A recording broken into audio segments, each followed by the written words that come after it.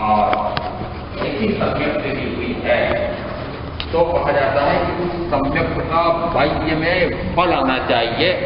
और बाह्य फल क्यों कहा जा रहा है? बाह्य फल इसलिए कि बाह्य में वर्तमान में जो जो प्रवृत्ति चल रही है, क्यों चल रही है? तो उसके साथ अज्ञान है, उसी के कारण मिथ्यात्व है, इसलिए मिथ्या प्रवृत्ति। वो मिथ्या क्या है? शरीर आदि मैं हूं, परिवार आदि मेरे हैं, धन वैभव आवश्यक है, भोगों में रस है, ऐसी जो जो मान्यता है वह घोर मिथ्यात्व है, उसके साथ अज्ञान जुड़ा हुआ है। और अज्ञान और मिथ्यात्व दोनों मिलकर के एक प्रकार से मिथ्या प्रवृत्ति में जोड़ते हैं उसको। मिथ्यात्व के कारण से प्रवृत्ति सत्य ही लगती है। ऐसा ना समझना कि वो मिथ्यात्व उसको मिथ्या मानता, वह उसको सत्य मानता है। परंतु जो जो आप सत्य मान रहे हैं, पता लगाओ कि वस्तुतः वह सत्य है क्या? क्या शरीर सत्य है? क्या शरीर सतरूप है? क्या शरीर शाश्वत है? क्या शरीर नित्य रहने वाला है? क्या शरीर या शरीर के साथ जुड़े 5 इंद्रियों में रस है? क्या इसमें सुख है? क्या शरीर में 5 इंद्रियों में सुख है? यदि इनमें सुख लगता है तो मान लेना कि सम्यक्त्व हुई ही। क्यों? क्योंकि संवेग अनुवेद, संवेग निर्वेद अनुकंपा और आस्था, ये 5 बोल सम्यक्त्व प्राप्त करने के प्रारंभिक बोल कहें, या इनसे सम्यक्त्व दृढ़ होती है, अवगाढ़ होती है, शुद्ध होती है, वह परमार्थ सम्यक हो जाती है। और उसमें निर्वेद पर चर्चा चल रही थी कि निर्वेद को प्राप्त जीव जो जो उसे मनुष्य संबंधी और देवीय सुख प्राप्त हो रहे थे, उन सुखों से वह विरक्त हो जाता है और उससे विरक्ति में जाता है। इंद्रिय विषयों में जो मनोज्ञ मनोनुकूल मन भावन मिलता है उसमें रति, और अमनोज्ञ ऐसा न भाने वाला न सुहाने वाला मिलता है तो उस समय उसको अरति का भाव आता है। और आचरण सूत्र उसका प्रथम स्कंद में उसमें पहले अध्ययन में आया, दूसरे 2:1 में स्पष्ट आया है, ये इंद्रिय विषयों में आसक्ति ही कर्म का मूल है। इंद्रिय विषयों में आसक्ति यदि कर्म का मूल है, ऐसा समझ लिया हो तो आसक्ति से या रति अरति से कहां जाएगा? विरति, अनासक्त भाव, ज्ञाता भाव, दृष्टा भाव। इसका अर्थ है यदि सम्यक हुई है तो फल आना चाहिए कि 5 इंद्रियों में उसका रस नहीं है, और वो रस निरंतर मंद पड़ रहा है। क्या बाह्य में दूसरे को दिखे न दिखे, बाहर दूसरे को दिखाने की भी आवश्यकता नहीं है, परंतु अंदर स्वयं मूल्यांकन करो कि पहले जो इंद्रिय विषयों में रस आ रहा था, अभी भी इंद्रिय विषयों का सेवन तो है, परंतु उसमें रसासक्ति कितनी है? क्या निरंतर घट रही है? यदि रसासक्ति घट रही है तो मान लेना कि सम्यक हुई। यदि रसासक्ति नहीं घट रही है या बढ़ रही है तो मान लेना कि न सम्यक है न ज्ञान है। सम्यक ज्ञान सम्यक दर्शन दोनों नहीं हुए। क्यों? क्योंकि निर्वेद नाम का जो बोल है उसमें फल आना चाहिए कि जो जो उसे मानवीय और देवी सुख प्राप्त थे उनमें अब वह विरक्त होकर के विरक्त होता जाता है। और जितना आरंभ समारंभ ये भाई बहन करते हैं वो सब किसके लिए करते हैं? उसका एकमात्र मूल कारण है वह है इंद्रिय विषयों की पूर्ति।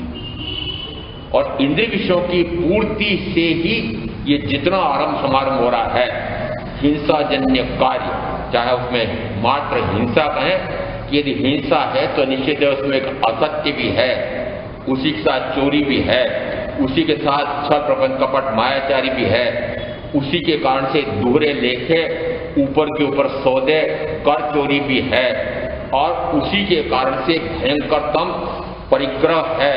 और यदि परिग्रह है तो निषेधक इंद्रिय विषयों का भोग है, तो अब्रह्म सेवन भी है। और ऐसे ये सारे पाप यदि हो रहे हैं और फिर कहें नहीं मैं तो सम्यक भी हूं, मैं उससे और आगे हूं, मैं तो उससे और आगे हूं। आगे कैसे? मैं तो पांचवा गुण स्थानवर्ती, मैं तो पांचवा गुण स्थानवर्ती। आप जितने थमाई करके बैठने वाले कौन से हैं?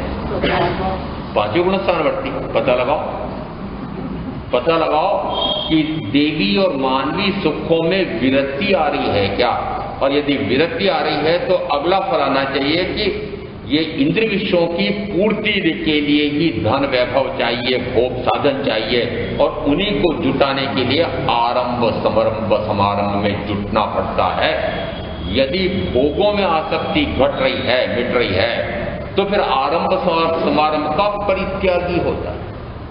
अब शर्तें इतनी कड़ी आ रही है महाराज, हमने तो इतनी पक्की श्रद्धा कर रखी है, हमें तो अवगाढ़ आत्मा की रुचि हुई है, मैं तो पक्का सम्यक्ति हूं, मैंने तो देवगुरु धर्म में इतनी पक्की अवधारणा, आस्था पक्की कर रखी है कि मैं सम्यक्ति हूं, आप मुझे क्यों डिगाना चाहते हैं? देखो मैं तो डिगाना नहीं चाहता, आप सम्यक्ति बने रहो, मैं तो परीक्षा करने के लिए कह रहा हूं। यदि आप कहते हो कि मैं सम्यक्ति हूं, तो फिर सम्यक्ति हूं उसके लिए आगम कहते हैं कि फिर वह इन सुखों से विरत होता है, तो विरक्ति में जाते से उसको फिर कमाने की आवश्यकता क्या, परिग्रह जोड़ने की आवश्यकता क्यों? और यदि परिग्रह नहीं चाहिए, क्यों नहीं चाहिए परिग्रह? कि परिग्रह चाहिए मात्र भोगों के लिए। यदि परिग्रह कहो कि भोग साधन को, एक ही बात है। यदि आपको भोग साधन चाहिए तो भोग साधन क्यों चाहिए? शरीर सुख, शरीर सुख कहो कि इंद्रिय सुख कहो कि पांचवी इंद्रिय का सुख कहो, कुछ भी गिन लो, वो शरीर सुख के लिए आपको एक भोग साधन चाहिए। शरीर सुख के लिए आपको परिजनों का संग्रह चाहिए, ये भी परिग्रह है। सूत्र के अनुसार कल कहा था कि परिजन क्यों चाहिए? ये परिजन इसलिए चाहिए कि भोगों की पूर्ति कौन करेगा? ये सारे परिग्रह आ गए। और इसका अर्थ हुआ कि यदि पांच इंद्रियों के भोगों में विरक्ति आ रही है, तो फिर आरंभ समारंभ से वह परे होता है, वह निरंतर घटता यहां तक होता है। उपासक दशांग सूत्र में जिस समय आनंद आदि श्रावकों को एक का उदाहरण विशेष तौर से दिया है, और जो भाई बहन ऐसा मानते हैं, ऐसा कहते भी हैं कि महाराज आपने संयम लिया, उसमें कौन सी विशेष बात है, आप भी पांचवें आर्य के संयमी हो, इसलिए एक भाव तो कम से कम आपको भी करना पड़े, अधिक तो न जाने कितने करने पड़ सकते हैं। इसका अर्थ हुआ कि आपने भी यदि संयम भी लिया है तो एक भाव करके तो मोक्ष जाए, तो उसमें कौन सी बात है? श्रावक भी एक भाव करके मोक्ष में जाता है, ऐसा उपासक दशांग में आपने मुझे ला करके प्रमाण दिया। कहाँ का प्रमाण दिया? आगम का। महाराज हम भी आपके समान एक भाव करके मोक्ष चले जाए। कितने भाव करके? क्यों? क्योंकि आपने पढ़ रखा है, पक्का कर रखा है कि आनंद आदि 10 श्रावकों को ऐसी साधना हुई थी कि एक भाव करके मोक्ष जाने वाले। अभी ये सब देव गति में है, और वह देव भाव पूरा करके वे भी अगले भाव में महादेव क्षेत्र में सुकुल उत्पत्ति मनुष्य के रूप में फिर वहां पर वे विहरमान परमात्मा के सानिध्य में संयम लेकर के उसी भाव में मोक्ष चले जाए। महाराज हम भी चले जाएंगे, क्या बोलते हो? हम भी चले जाएंगे।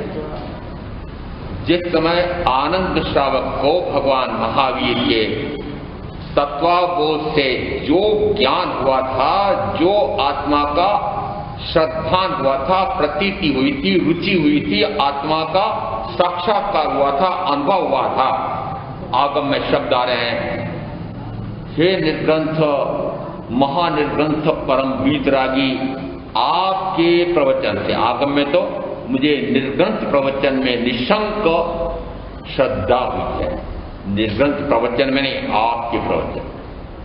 साक्षात परम गुरु तीर्थंकर को सुना है, इस कारण से आपके प्रवचन में मुझे निशंक, अब प्रवचन सुनकर के क्या हुआ, निशंक ज्ञान हुआ।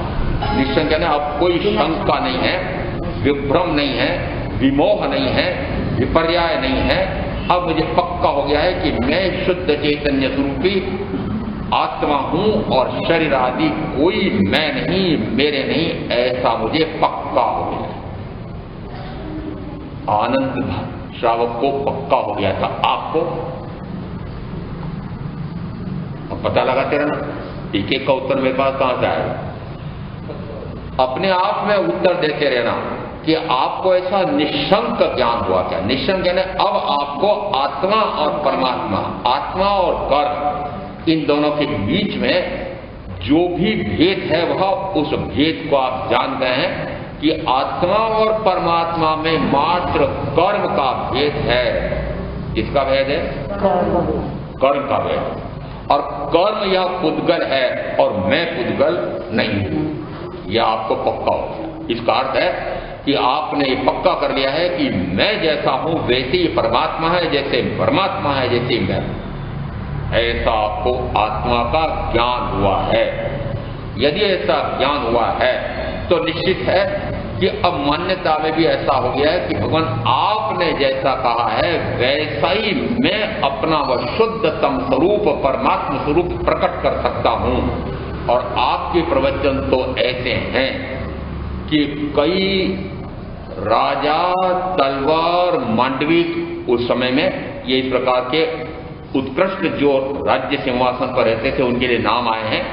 और कई श्रेष्ठी इस प्रकार की आत्मार्थ मोक्षार्थ की साधना करने के लिए सर्ववृत्ति संयम लेकर के और मोक्ष प्राप्त करने के लिए पराक्रम कर रहे हैं। जैसे कहे प्रवचन कि आपके प्रवचन तो ऐसे हैं कि सारे मोक्ष की साधना में लग रहे हैं सर्ववृत्ति संयम लेकर। आगे क्या बोले पता है, आगे क्या बोले कि ये तो इस प्रकार के हैं, परंतु मैं अब आपकी बात कर रहा हूं। परंतु महाराज मैं, मुझे जो कहते हैं महाराज मैं तो अभी घर में हूं, गृहस्थी में हूं। किसमें हो, और घर और गृहस्थी को छोड़ना बहुत मुश्किल है। मैं तो इसको नहीं छोड़ सकता, मेरी ऐसी सामर्थ्य नहीं उपड़ रही है कि मैं सर्ववृत्ति संयम लूं। परंतु मैं आपके प्रवचन पर मुझे श्रद्धा हुई है, आत्मश्रद्धान हुआ है, तो अब उस आत्मा का शुद्धतम स्वरूप प्रकट करने के लिए मैं घर और गृहस्थी में रहते हुए ही साधना करना चाहता हूं। और वर्तमान में मैं मात्र इन प्रथम 5 पापों को सीमित करता हूं। लक्ष्य क्या रखा, लक्ष्य रखा मैं भी जैसे ये संयमी मोक्ष की आराधना कर रहे हैं वैसी आराधना मैं भी करना चाहता हूं। पर अभी मेरी वैसी सामर्थ्य नहीं है, अभी मैं घर और गृहस्थी में रह करके वैसी साधना करूंगा। आपने वैसा संकल्प किया है? यदि ऐसा आपने संकल्प किया है तो फिर आगे देखो कि निरंतर वे आरंभ और परिग्रह के परित्याग में जा रहे हैं। किसमें जा रहे हैं? आरंभ परिग्रह। प्रथमतः तो जिस दिन उनको सम्यक हुई थी उसी दिन उन्होंने व्रत ग्रहण किए थे, उसी में उन्होंने आरंभ और परिग्रह की सीमा कर।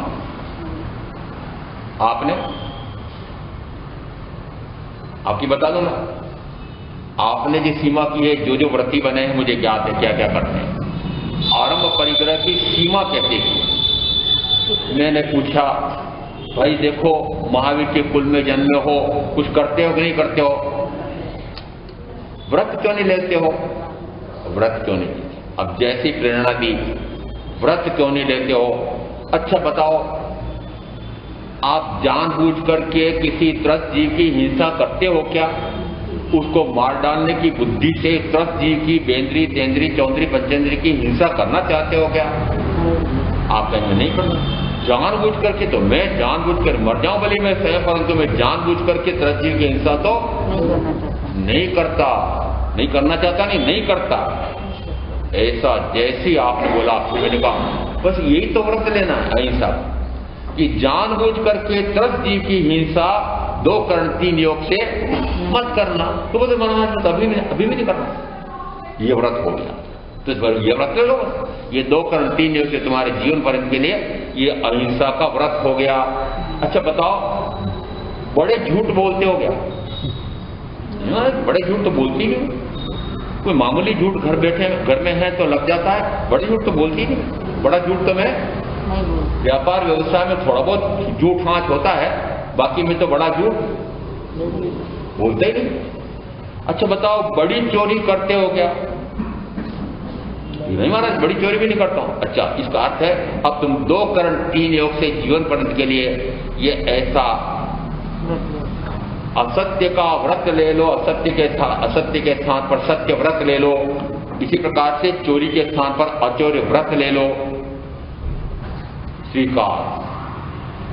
अच्छा देखो, तुम अभी एक पत्नी रखते हो कि 2 3 4 5 10? एक पत्नी महाराज कानूनी बन गया, कानूनी बन गया। अच्छा देखो, अब एक पत्नी में या एक पति में ही संतोष रखना, महाराज वो तो रखे हो, तो फिर ये व्रत ले लो, क्या दे लगे, ये व्रत ले लो, ले लिया। अब 5 योग कराए, अब 5 योग पर परीक्षा ले रहा हूं। बताओ अभी कितना बड़ा कारोबार है, कितना कमाते हो? अब कितना कमाते हो, जैसे पूछेंगे कितना कमाते हो, उन्होंने कहा अभी मैं करीब 1000 रुपये प्रतिदिन कमाता हूं। 30,000 गिन लो। अच्छा पूरे जीवन भर कितना कमा सकते हो? फिर गिनती शुरू की कि कितना ले सकते हो, कितना कमा सकते हो, पूरे जीवन में कितना धन वैभव जोड़ना चाहते हो। तो फिर थोड़ी देर विचार करने बैठे। जैसे वो कपिल ब्राह्मण भी उस राजा के कहने से विचार करने बैठा कि जब मांगना ही है यदि राजा से, तो फिर क्या क्या मांगूं। अब महाराज ने कहा है तुमको कितनी छूट रखना है परिग्रह की, जरा सोच लो। विचार करते करते अभी कितना धन है? अभी महाराज मेरे पास 50 से 1 लाख होगा। अभी कितनी कमाई है? कि अभी मेरे 5-10 रुपए की कमाई है। अच्छा कितने रखना चाहते हो? विचार करते करते महाराज 10 अरब रख लेता हूं, इससे अधिक नहीं कमाऊंगा, इससे अधिक परिग्रह नहीं रखना। अच्छा 10 अरब छोड़ करके अब तुम्हारे 5वां परिग्रह का, अपरिग्रह का व्रत हो गया। हो गया, ये 5वां व्रत ले लिया आपने, व्रती हो गए।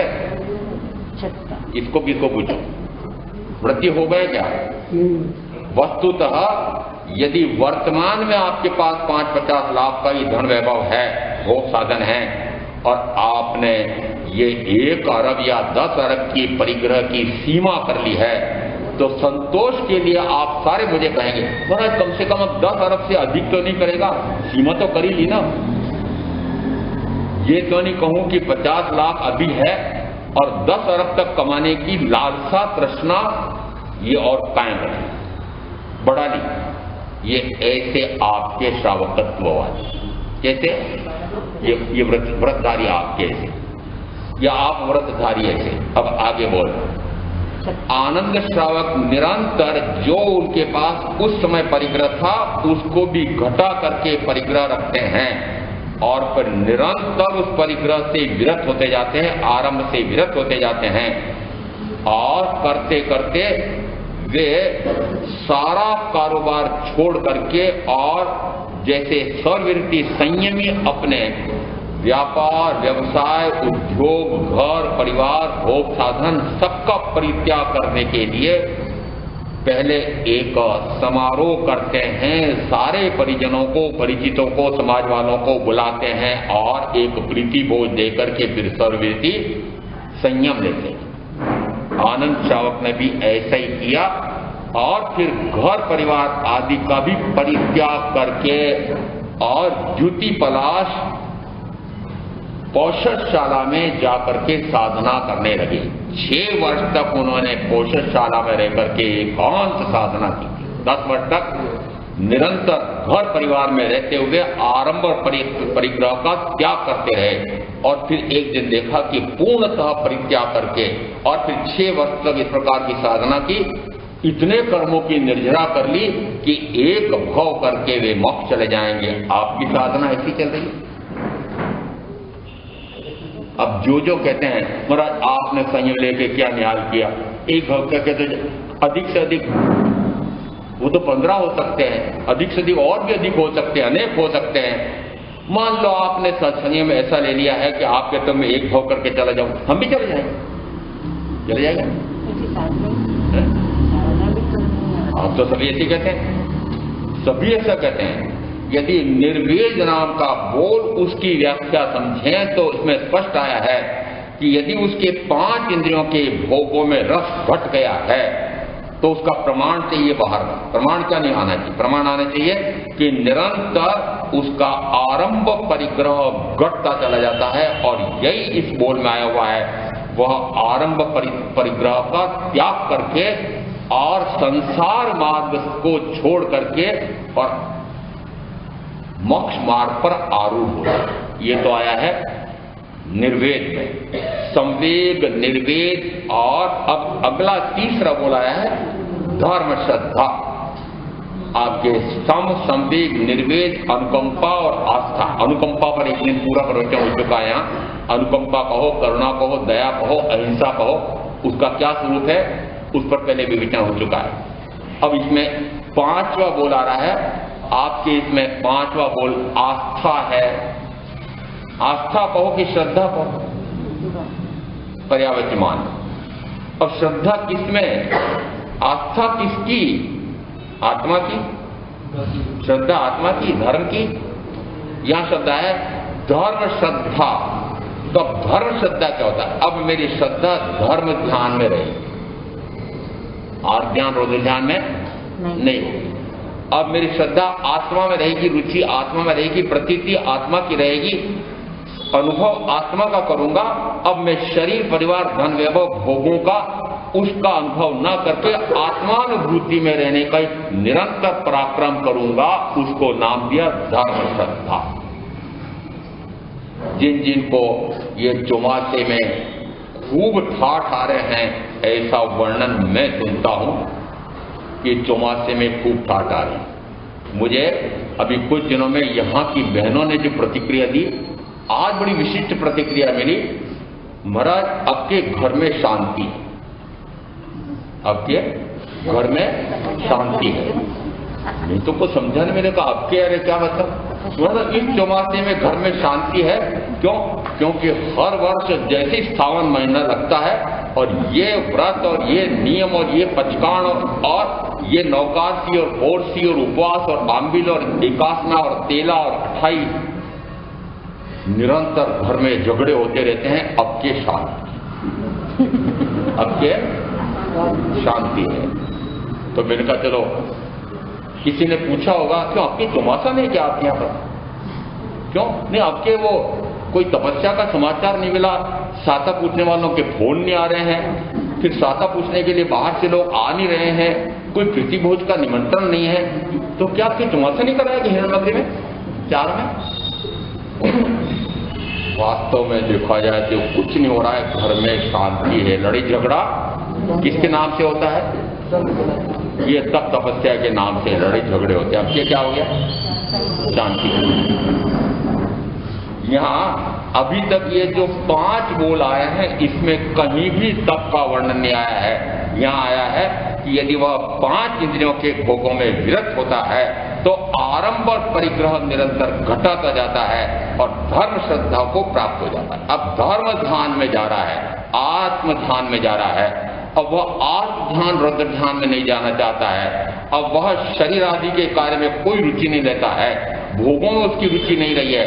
अब उसका धर्म ध्यान का ठाठ लग रहा है। अब धर्म ध्यान का ठाठ कैसे लग रहा है वो देखो। धर्म श्रद्धा से जीव किस पद की प्राप्ति करता है? तो वहां आया, वह आगार धर्म का परित्याग करके अणगार धर्म को अंगीकार करता है, और अणगार धर्म को अंगीकार करने वाला समस्त शारीरिक और मानसिक दुखों का अंत कर देता है उससे वह अनंत अव्ययवाद सुख को प्राप्त होता है, असंग हो जाता है, असंग हो जाता है। असंग का अर्थ होता है, प्रथमतः संग समझना पड़ेगा तो असंग शब्द समझ में आता है, और यह बाधा और अव्ययवाद का अर्थ समझ में आ सकता है। संग यानी क्या? संग यानी क्या? ये संघ और संग अलग अलग शब्द हैं। ये संग तो आपका चतुर्वेद संग कहो, और संग में ग छोटा है। ये संग कौन सा? जिसने जो संगी साथी जोड़ रखे हैं वो क्या है? संग। अब यहां धर्म श्रद्धा धर्म ध्यान उसका ठाट कब लगेगा? उसका ठाट लगेगा संगी से असंग हो जाए, संगी से असंग हो जाए। असंग का क्या अर्थ निकला कि अभी तक जिन जिन को अपने मान रखे थे, अपने जान रखे थे, और अनुकूल मिलने पर जिनसे राग और प्रतिकूल मिलने पर द्वेष हो रहा था, इन संगी साथियों के कारण से ही मुझे अनंत कर्म का बंद हो रहा था। यदि ऐसा समझ लिया हो तो फिर इन संगियों से, साथियों से मुंह मोड़ करके, मोहियों से फिर क्या करेगा? असंग। क्या करना चाहिए? असंग। और असंग कौन होगा? कि जो असंग होगा वह निश्चित रूप से अभय हो जाएगा, और जो अभय होता है वह मुक्त होता है। अभय होता है वह मुक्त होता है। अभय कौन होता है? तो एक दिन प्रवचन में आया था संजय राजर्षि के संदर्भ में। जिस समय संजय राजर्षि शिकार खेलते खेलते उस हिरण के पीछे भाग रहे थे, और हिरण ने जैसे ही किन्हीं महामुनि के आश्रम में जाकर के विश्राम लिया, और संजय राजर्षि ने देखा कि ओहो, ये ऐसे संयमी, इनकी निष्ठा में यह हिरण रहने वाला, आज तो मेरी खैर नहीं है, ये तो करोड़ों मनुष्यों को भस्म कर देते हैं, ऐसी शक्ति वाले। तो कपी छूट रही थी संजय राजर्षि। तो उस समय महामुनि ने कहा, हे संजय राजर्षि, अभय दे करके अभय हो जाओ। उस दिन बात पूरी समझ में नहीं आई, इसलिए वापस मुझे कहना पड़ रहा है, क्योंकि प्रवचन के बाद मुझे जो वाक्य मिला उसके समझ में नहीं आया। मैंने कहा समझ में नहीं आया दूसरा अभय क्या होता है? अभय का अर्थ होता है सर्व जीवों को अभय दान देना। सर्व जीव का अर्थ क्या? कि अभी आपने यदि सम्यक प्रकट करके और व्रत ग्रहण किए हैं, तो आपने मात्र पहले व्रत में क्या निश्चय किया? कि त्रस्त जीवों की जानबूझ करके आपुट्टी की बुद्धि से हिंसा करुणी कराउनी मन से वचन से काय। सावर काय का? सावर काय का क्या हुआ? बोलो ना कोई है? क्या? अरे सावर काय का क्या तय किया आपने? बोलो ना बंसीलाल जी, सावर काय का क्या तय किया? महाराज, सावर काय की तो मेरे छूट में तो घर गृहस्थी में रहता हूं, व्यापार करता हूं, उद्योग करता हूं, तो सावर काय की रक्षा कैसे करूंगा? तो सावर काय की क्या आपने रखी छूट? रखिए। हाँ, पहले व्रत में ऐसे ही है। सावर काय की आपने रखी छूट, और छूट में फिर लूट। सावर काय की जीवों की हिंसा कितनी हो रही है? हो रही है। यदि इस प्रकार से स्थावर काय के जीवों की भी हिंसा विराधना करने से उन्हीं जीव निकायों में बार बार जन्मना मरना पड़ता है, ऐसा मैंने सुनकर के समझा था। आचारांग सूत्र के प्रथम स्कंद में 5.2 में आया हुआ है, यह मनुष्य जिन जिन जीवों की हिंसा विराधना करता है, उन्हीं जीव निकायों में पुनः पुनः जन्मना मरना पड़ता है। अब जिन जिन जीव निकायों में कौन कौन से जीव?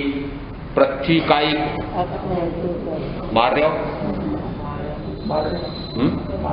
अपकायिक, देवकायिक, वायुकायिक, वनस्पति कायिक, पांचों प्रकार के जीवों की हिंसा विराधना कर रहे हो।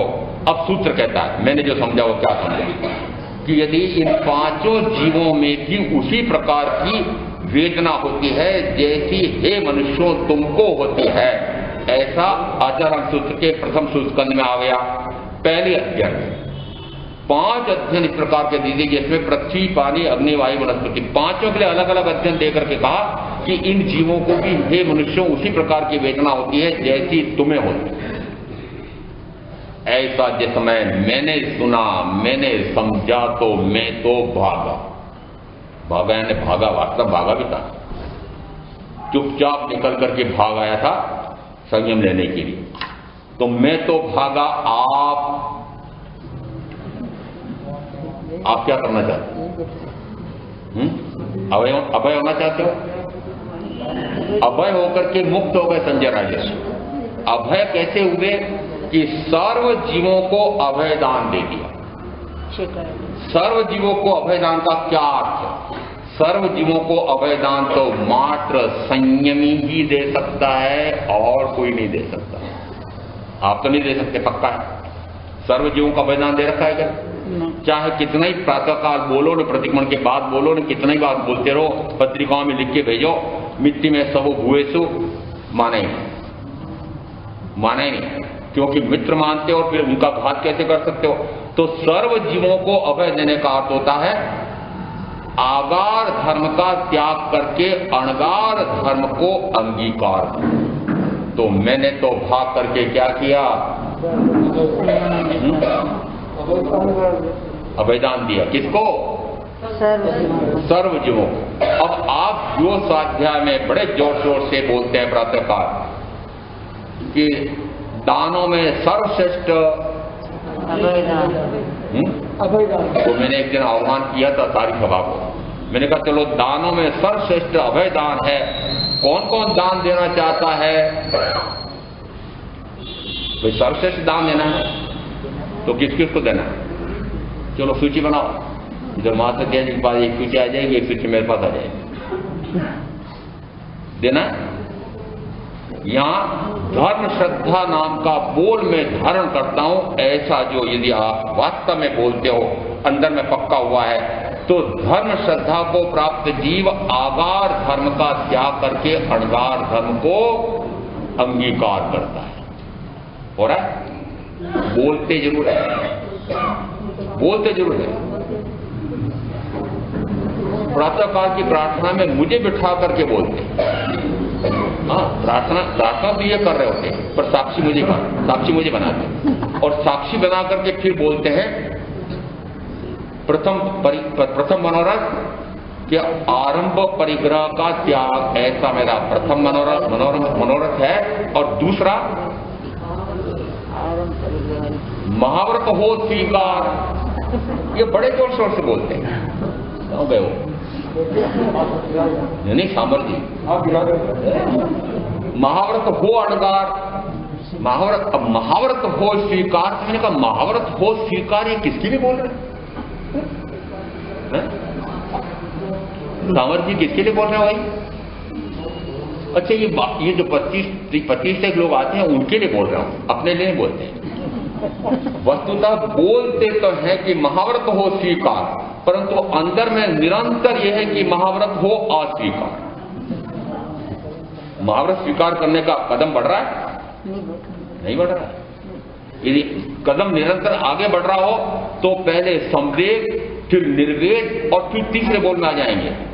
तो न तो भी संवेग को प्राप्त हुए हैं, क्यों? क्योंकि संवेग में मात्र मोक्ष की अभिलाषा होती है। फिर निर्वेद में वह सर्व इंद्रिय सुखों से विरत हो जाता है, और इंद्रिय सुखों से यदि विरत हो गया है तो फिर आरंभ समारंभ की जरूरत नहीं है। इसलिए आरंभ समारंभ का पूर्णतः परित्याग करके मोक्ष मार्ग पर जब आरूढ़ हो जाता है तो फिर सोचता है कि मैं इतना आरंभ समारंभ भी क्यों करूं, फिर ये परिवार में संगी साथियों के पास साथ क्यों रहूं, फिर ये राग द्वेष मोहियों के बीच में रहकर के जो अंश मात्र भी राग द्वेष मोह तो हो ही रहा है, इसको क्यों करूं, फिर मैं स्थावर काय की जीवों की हिंसा भी क्यों करूं। ऐसा जिस समय अंदर में भाव उठता है वो सम्यक के बल से फिर वह आगे बढ़ता है और आगे बढ़कर के धर्म श्रद्धा को प्राप्त होता है।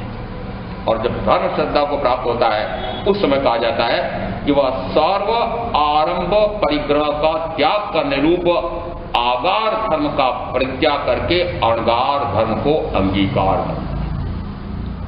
आगार का अर्थ क्या और अणगार का अर्थ क्या। आगार के दो अर्थ होते हैं, एक अर्थ होता है घर और दूसरा अर्थ होता है छूटे, अपवाद। आप जितने पचकांड लेते हैं उसमें छूटे रखते हैं, छूटे रखते हो। महाराज मेरे रात्रि भोजन का त्याग, अब रात्रि भोजन का जब त्याग करेंगे तो निश्चित है कि उसमें 4-5 रात खुली रखते हैं। क्यों रखते हैं तो मुझे पता है कि जिस समय 101 व्यंजन 501 व्यंजन वाले प्रीति भोज होंगे उस समय तो मेरे रात्रि भोजन का त्याग नहीं रहेगा। घर में तो इतनी बढ़िया चीजें मिलती नहीं तो उस दिन तो घर में तो मैं नहीं खाऊंगा, पर बाहर में तो खा सकती। क्या छूट रखी? बाहर की छूट, प्रीति भोज की छूट। मैंने कहा माल मलिदा खाने के लिए छूट है? ये छूटे रखने वाला, ये छूटे रखने वाला कहो कि आगाह रखने वाला कहो या घर में रहकर के साधना करने वाला कहो, उसको हम कहते हैं आगार घर। और दूसरा शब्द आया है कि जिसने घर बार परिवार का त्याग कर दिया है और जो छूटे नहीं रखता है। अब छूटे नहीं रखता मैं परीक्षा करने के लिए देखो, जिस समय हिंसा, झूठ, चोरी, मैथुन, परिग्रह, इन 5 पापों का त्याग करता है संयमी, संयम लेते समय, उस समय कोई छूटे रखी? नहीं। 3 करण 3 योग से जीवन पर्यंत के लिए 5 पापों का पूर्णतः परित्याग, पूर्णतः। छूट है कहीं? छूट नहीं। एक छठा व्रत और होता है, साधु के व्रत और होता है। छठा व्रत क्या हुआ कि मेरे रात्रि भोजन का त्याग। अब रात्रि भोजन का कि किसी दिन यदि आहार न मिले तो रात्रि भोजन में छूट रखी होगी ना? क्यों? विहार करते करते रात्रि पड़ जाए, वो भूख लग रही, प्यास लग रही, तो कुछ तो छूट रखो महाराज। नहीं, छूट लेने की, छूट रखी नहीं। इसका अर्थ है कि वह आगारी धर्म में नहीं है, अणगार धर्म में। आगार नहीं रखता है, आगार नहीं रखता है। जिस समय मेरे साथ भी यही समस्या है कि आपने ये 5 विगह और नमक का त्याग कर दिया है और अब इतना भयंकर रोग हो गया है। ब्यावर में इसी प्रकार की स्थिति थी, अब अभी कम से कम दूध तो ले लो। मैंने कहा संयमी जिस समय व्रत पचकांड लेता है उसमें छूटे नहीं रखता, छूटे नहीं रखता। नहीं लिए क्या मर गए? इसका और बढ़ जाए क्या? जिस दिन काल आएगा तो जाएगा। इसका अर्थ है कि एक अपेक्षा से तो कि संयमी जिस समय आगार धर्म का त्याग करके अणगार धर्म को अंगीकार करता है, उसका अर्थ है कि अब वह कोई छूटे नहीं रखता, आगार नहीं रखता। अब दूसरा, आगार का अर्थ यदि घर लें तो घर बार परिवार का पूर्णतः परित्यागी होता है। अब जैसे ही मैं इस प्रकार की व्याख्या करता हूं वैसे मेरे पर ही टूट पड़ते हैं। महाराज आप भी तो संयम लेने के बाद आप फिर ढूंढते फिरते हो, हाँ अपने घर यहाँ पर कितने हैं? अपने घर एक जगह किन्हीं महाराज ने पूछ लिया किसी भाई को, भाई अपने घर कितने हैं? तो उन्होंने कहा 60।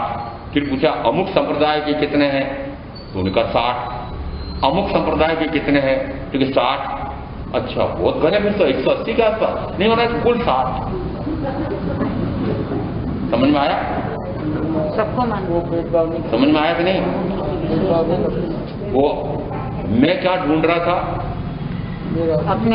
अपने घर यानी हाँ अपने संप्रदाय के जो मुझे मानते हैं वो घर। तो मैंने कहा एक घर तो छोड़ा और अपने घर वापस कितने बना लिए। और मुझे ज्ञात है, संविधान का भी विशेषज्ञ रहा हूं, संविधान में आया है जागीरदारी प्रथा यह पूर्णतः नष्ट की जाती है। संविधान में क्या कर दिया? जागीरदारी प्रथा नष्ट हो। अब जागीरदारी प्रथा नहीं चलेगी। एक प्रवचन किसी गांव में हुआ था, बहुत पहले की बात है। प्रवचन सुनने के बाद कुछ भाई आपस में चर्चा कर रहे थे कि महाराज का चतुर्मास कराओ आपने। मैं ध्यान भी रखता हूं और रह जाता तो रह जाता, उसमें क्या होगा? मुझे बात कहनी तो समझानी पड़ेगी। परंतु इनका चौमासा कराएं अपने आचार्य श्री करने देंगे कि नहीं देंगे, मुझसे पहले पूछना पड़ेगा। किससे पूछना पड़ेगा? अपने आचार्य श्री हैं क्या? ये महाराज तो किसी दूसरे आचार्य के हैं, और अपने आचार्य इनको यहाँ अपन चौमासा कराएं तो करने के लिए अनुमति देंगे कि नहीं देंगे। तो मैंने समझ लिया कि अमुक क्षेत्र अमुक महाराज का है। जागीरदारी प्रथा यद्यपि संविधान में तो समाप्त हो गई है, परंतु अभी साधु साध्वी समाज में ये जागीरदारी है। मुझे कहा दिल्ली में बड़ा विचित्र स्थिति आई। महाराज आपने ये अरिहंत नगर में दूसरा चौमासा किया है, ये तो आपका पक्का क्षेत्र हो गया। कौन सा हो गया? पक्का क्षेत्र हो गया। लो महाराज की जागीरदारी कहाँ हो गई? अरिहंत नगर दिल्ली में इनकी जागीरदारी, दूसरा नहीं पूछ सकता। यदि आप पूरी तरह से जानते हैं, मैं थोड़ा थोड़ा जानता हूँगा, अमुक क्षेत्र अमुक का और अमुक क्षेत्र अमुक का प्रसिद्धि है कि नहीं है? और हमारे आगम आया है संयमी साधु साध्वी निरंतर 8 महीने तक ग्रामानुग्राम विचरण करेंगे। आया?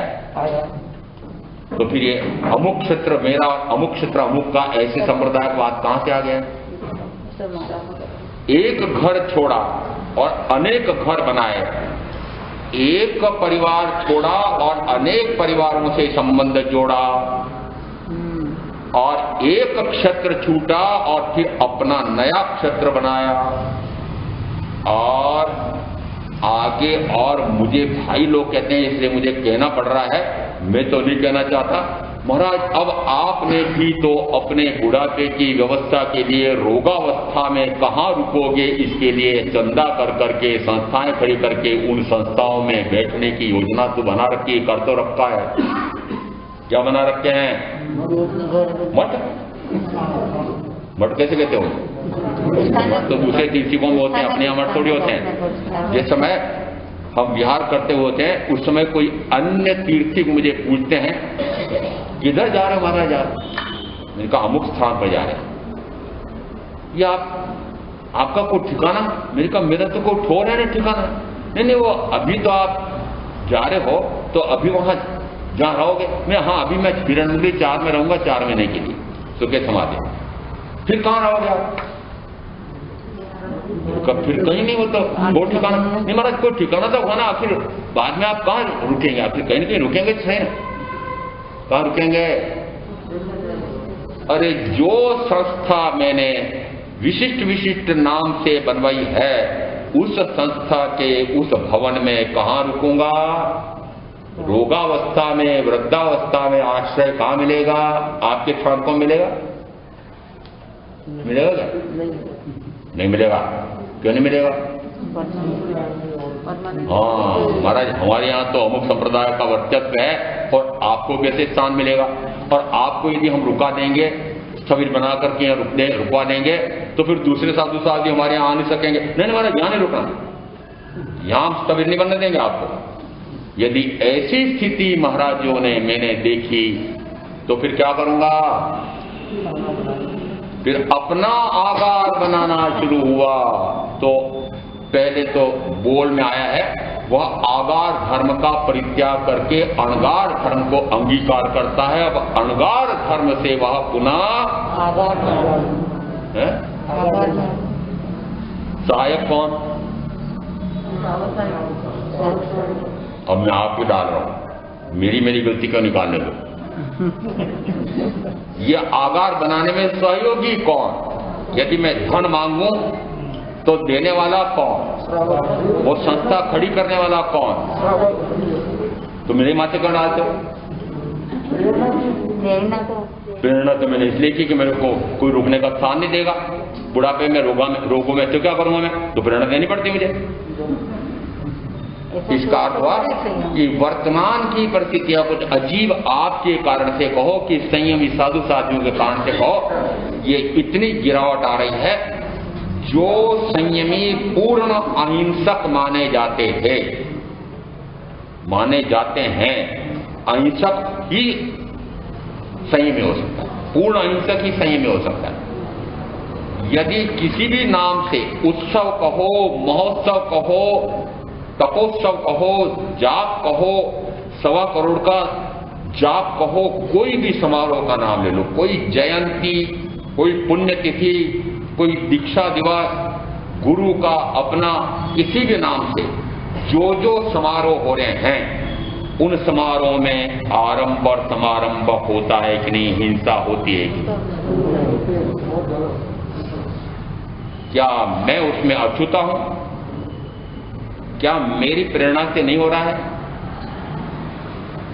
वो जो महोत्सव बन रहा है, वो महोत्सव आप स्वयं मनाते हो? मेरे मना करने के बाद ही मनाते हो? हैं? नहीं मनाते। तो फिर क्यों मना रहे हो? महाराज आपने प्रेरणा दी थी। प्रेरणा देने वालों का क्या होगा?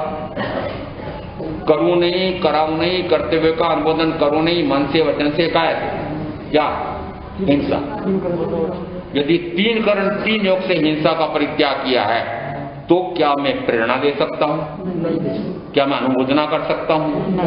क्या मेरे निश्चय में, मान लो वर्तमान का चातुर्मास है और सावन का भादवों का महीना है और घोर यहाँ जीवों की उत्पत्ति हो जाती है और उस समय यहाँ आरंभ समारंभ चले, मैं आंख मीच करके रह सकता हूं? नहीं रह सकता। यदि मैं आरंभ समारंभ देखता रहूं या मेरे कारण से हो रहा है, तो अहिंसक से हिंसक की श्रेणी में आया कि नहीं आया? दूसरा शब्द, एक कहा जाता है अहिंसक, दूसरा शब्द है अकिंचन्य। अकिंचन्य का अर्थ होता है जो गरीब से गरीब व्यक्ति होता है, उससे भी गरीब संयमी साधु साध्वी कहलाते हैं। गरीब से गरीब, गरीब से गरीब यानी चाहे कैसा ही वह गरीब व्यक्ति हो, तब भी वह 2 कपड़े, कम से कम 1 कपड़ा तो शरीर पर रखता ही रखता है। परंतु यदि महामुनि महावीर को मैं देखता हूं कि नंग धड़ंग परिग्रह, आगार, घर नहीं, कुछ नहीं। इसका अर्थ है कि कैसे अपरिग्रही, कैसे लेश मात्र भी उनके शरीर पर कोई वस्त्र नहीं, कोई पात्र नहीं, वस्त्र नहीं, पात्र नहीं, फिर भोजन कैसे करते हो? फिर महामुनि महावीर भोजन कैसे लेते हो? करपात्री, करपात्री का अर्थ होता है हाथ में भोजन लिया, हाथ में पानी लिया और चल पड़े। ठहरने का स्थान जहां जहां मिल गया, कहीं कंदराओं में, कहीं गुफाओं में, कहीं जंगलों में, कहीं पेड़ के मूल में, किसी कुंभशाला में, किसी लोहारशाला में आज्ञा लेकर के रुक जाते थे। ऐसे महामुनि महावीर और हम अनुयायियों के लिए अब ये करोड़ों रुपए के महल बने हैं। कितने के? करोड़ों रुपए के। ये करोड़ों रुपए के महलों में आप साधना करते हो? करते हो क्या? मैं नमूना देता हूं। यहां की बात मुझे आने जाना चाहिए, तब भी इसलिए कह रहा हूं कि प्रवचन सुना और गायब हुए और दूसरे दिन वापस आए।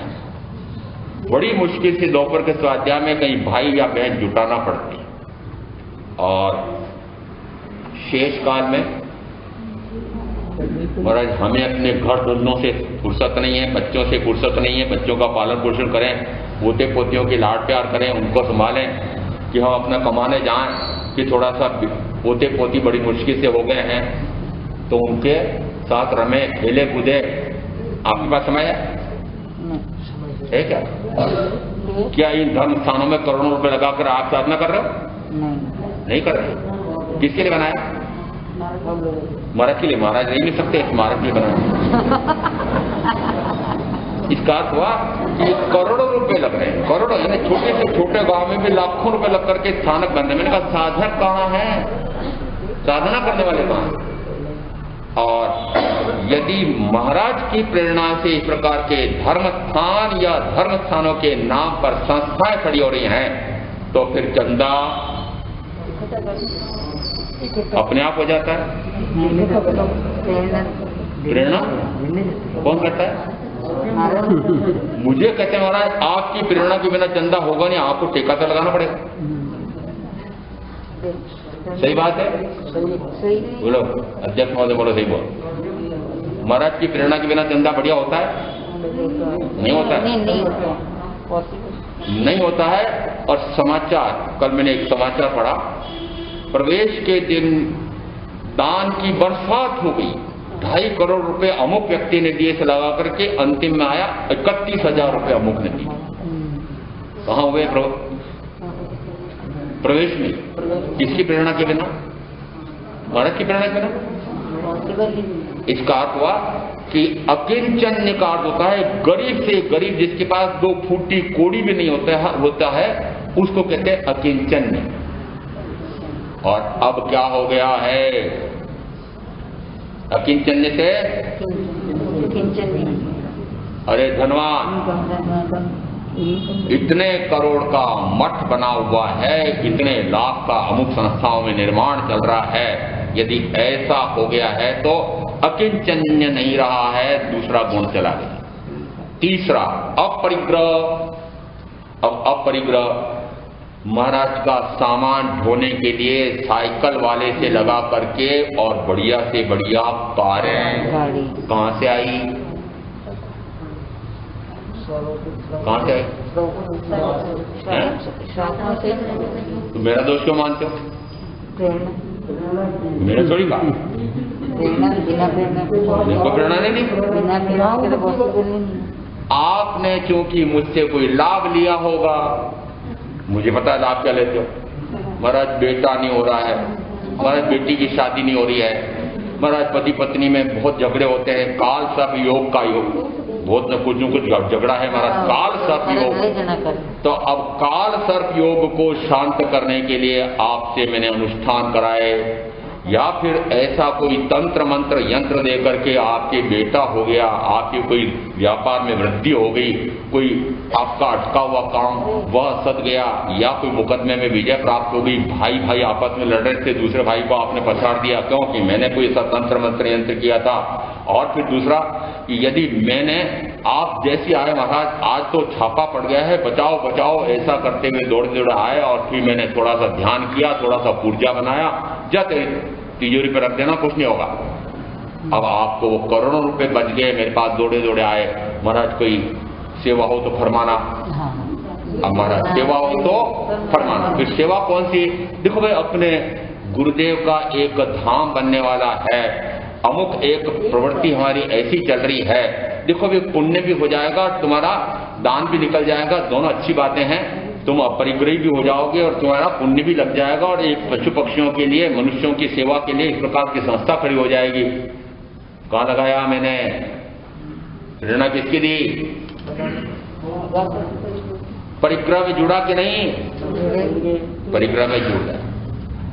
और मुझे ज्ञात है कि ऐसे ऐसे महामुनियों के गिरदावली में लिखा जाता है, बोला जाता है, इनकी प्रेरणा से इतने इतने मनुष्यों का, इतने इतने पशु पक्षियों का भला हो रहा है, अमुक अमुक स्थानक, अमुक अमुक संस्था, उस पर प्रेरणा सूत्र लिखा जाता है, अमुक की प्रेरणा से बना। यदि उस धर्म स्थान के ऊपर अमुक महाराज की प्रेरणा से बना ऐसा लिखा, तो उसमें जो 6 गाय के जीवों की हिंसा लगी, वह क्या हुआ?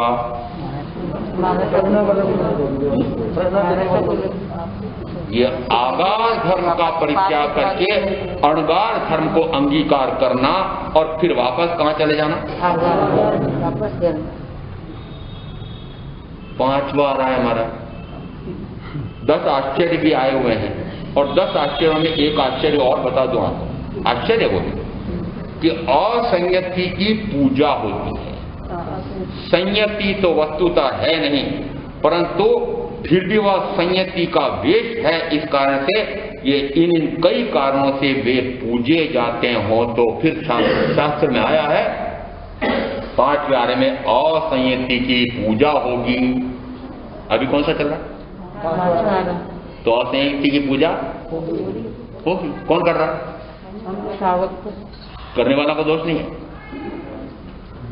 करने वाला का दोष नहीं। साधु को असाधु माने तो मिथ्या, असाधु को साधु माने तो मिथ्या। यदि असंयति है, असाधु है और तो साधु माना तो यहां आया है जिसमें वह आगार धर्म का परित्याग करके अणगार धर्म को अंगीकार करता है, और अणगार धर्म को अंगीकार करने से वह समस्त शारीरिक और मानसिक दुखों का छेदन भेदन कर देता है। समस्त शारीरिक और मानसिक दुखों, अब शारीरिक है ना, शरीर में व्याधि है, और व्याधियां कितनी, व्याधियां कितनी किसके? आपके, आपके तो व्याधि है ना। मुझे एक भाई आए एक कॉलोनी में, वो संयमियों की सेवा में बहुत लगे रहते हैं। एक दिन कहा, महाराज हम तो घर में गृहस्थी में हैं, कितने तनाव हैं, कितनी परेशानियां हैं, कितनी चिंताएं हैं, कितना दुख है, कितना क्लेश है, हमारा भोजन भी इस प्रकार का होता है, हमारी साधना कुछ इस प्रकार की होती नहीं है, इस कारण से हमें तो इस प्रकार से राज रोग महारोग ये हो जाते हैं, परंतु आप संयमियों के ये रोग और महारोग क्यों? संयमियों के महारोग होते हैं क्या? महारोग समस्या समस्या समझाने की जरूरत नहीं, आजकल सब महारोग में रोगी है, महारोग के रोगी सब है। किसी को मधुमेह है, किसी को हृदयाघात है, किसी के हृदय की धमनियां ये जाम हो गई हैं, किसी के माथे में पता नहीं क्या क्या हो रहा है, ये किसी की यक्ष्मा हो गया है, कोई पक्षाघात से दुखी है, न जाने कितने महारोगों से ग्रस्त, तो फिर भी रोगी होता है तो मान लेते हैं कि वो तो बड़ा चिंता में रहता, तनाव में रहता, दुखी रहता है। परंतु जैसे मुझे प्रश्न पूछा, महाराज जी आप संयमी साधु साध्वी इतनी उत्कृष्ट आराधना करने वाले, ऐसा संयमित भोजन लेने वाले, और आपके रोग महारोग क्यों? उस पर मैंने एक 6.5 पृष्ठ का लेख लिखा था कि संयमी रोगी और महारोगी क्यों। यहां यदि संयमी रोगी और महारोगी हैं, और सूत्र क्या कह रहा है?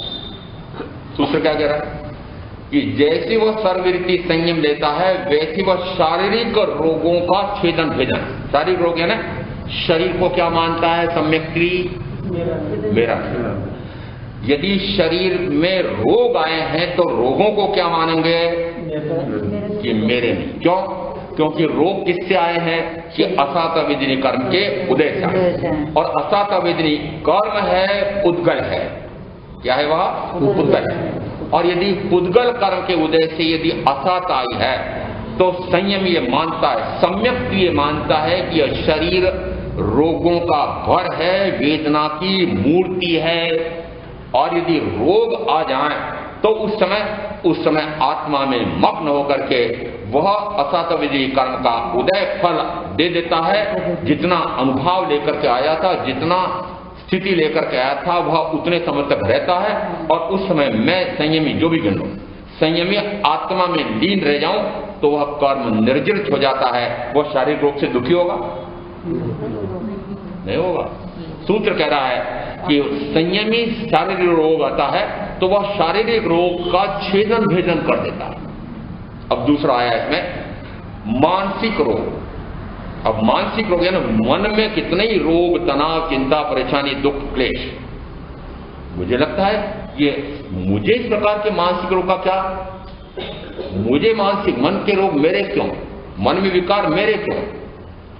निश्चित रूप से यहां तो सूत्र तक ऐसा कहता है कि सर्ववृत्ति संयम लेने के बाद यदि उसके पूर्व में कोई शारीरिक या मानसिक रोग रहे हों या कर्म के उदय से आते भी हों तो वह उनका छेदन भेदन कर देता है, और वह असंग होकर के अव्ययवाद सुख में लीन होता है। ऐसा यह धर्म श्रद्धा का फल है। यदि उससे विपरीत साधु या साध्वी भी शारीरिक और मानसिक रोगों से ग्रस्त हैं, ऐसा वर्णन मिलता है, तो फिर आश्चर्य होता है, विडंबना यह है कि फिर साधना कौन सी है। यदि दुर्घटना हो जाए, यदि पूर्व के कर्म का इतना तीव्र उदय हो, वह कितना ही पुरुषार्थ करे तब भी वह रोग न जाए, तब कहा जाता है कि यह असाता वेदनी का पूर्वोपार्जित कर्म का उदय है। परंतु स्वयं ही यदि आहार में, स्वयं ही यदि चर्या में, स्वयं ही यदि कई अन्य प्रकार के मनोविकारों के कारण यदि शरीर में रोग आते हैं और उस समय मैं कहूं कि यह तो मेरे पूर्व के असाताविदिनी कर्म का उदय है, मिथ्या। वर्तमान की असावधानी है, वर्तमान में जो चर्या है वह असंयमित है, वर्तमान का जो भोजन है वह असंयमित है, तो उसका प्रभाव शरीर पर तुरंत पड़ता है। इसलिए कहा जाता है कि संयमी साधु साध्वी तो कैसे होते हैं कि जो शारीरिक और मानसिक ऐसे समस्त रोगों का छेदन भेदन कर देते हैं, और वे असंग होने के कारण से, असंग यानी सारा दुख किसके कारण? संग के कारण। जिसने जितने जितने संगी साथी जोड़ रखे हैं और जितना जितना उन संगी साथियों से आपने संबंध बना रखा है कि ये मेरे हैं, उतना ही दुख है। क्योंकि वे अनुकूल हो तो कर्म का बंध, प्रतिकूल हो तो अर्ध्यान, दोनों में कर्म का बंध, तो दुखी। तो निश्चित रूप से संग जहां तक है वहां तक तो कर्म का भयंकर बंध है और उसी के कारण से अनंत दुख है। अब यदि वह निसंग हो गया है, असंग हो गया है, तो असंग होने वाला अव्याबाद सुख की प्राप्ति करता है। ऐसा तत्व का स्वरूप समझ करके मैं आप जो साधना करेंगे उनका अवश्य कल्याण होगा। बचकान एकाचन के जिनके देना धारने परमाणु एकाचन के बचकान ऐसा कारणम खाइम गुरु